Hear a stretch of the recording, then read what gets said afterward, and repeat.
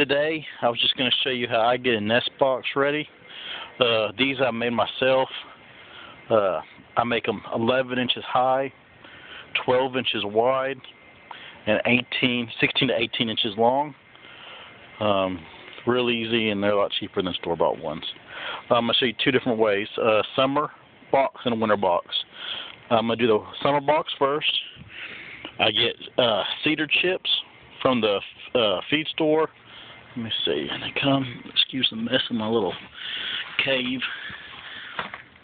But this is what I use. It's just a big old bag of chips. Here it's about $8 for it. It'll last for a long time.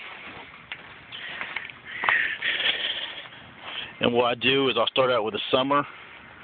In the summer, what I do is I pour about 3 inches. And I put mine in on day 27. See if I can do two things at once. I ain't very good at this.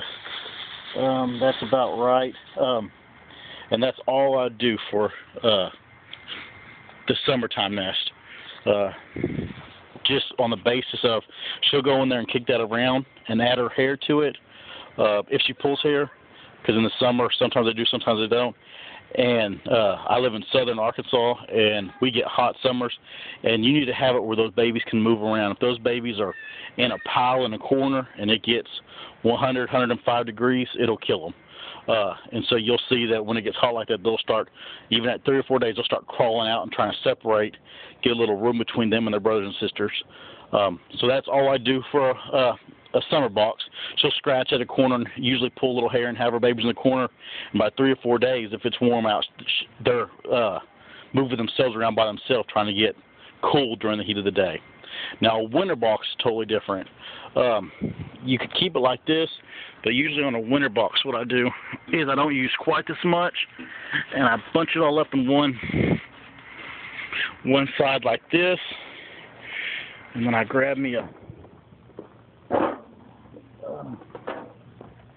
sorry for the headache and nausea I'm giving you, all running around, but I grab a good handful of hay, and I stick it mainly in this front corner, and then I spread it on top of those shavings. And what I found is those mamas will treat those shavings like they are more of a dirt scenario, and they will claw on those in the wintertime. And I want them to go almost all the way to the bottom, and that'll give the babies about 4 or 5 inches of that cedar chips to be in. And so even if the mom doesn't pull much hair, they're fine because they have those cedar chips around them. And then on the other thing, don't just make a pile in one corner. You notice I have the hay on both sides. Make sure you cover the whole thing in hay because she'll eventually stomp down the side that she doesn't have the babies on. But you want it pretty level. Otherwise, when the babies get a few days old, when they're nursing, if they hold on just a little bit too long, she'll let go of them when she's jumping out, and they'll roll down heel, and you'll find them dead in this corner down here. So you want it pretty flat. So if they do fall off outside the nest somewhere midway, let's say right here, that gravity or their movement can take them by themselves back to their back to the babies, because they leave a smell trail. Baby rabbits are amazing; they can get back to their brothers and sisters, but gravity can't be working against them. Well, alrighty, thank you very much. Bye bye.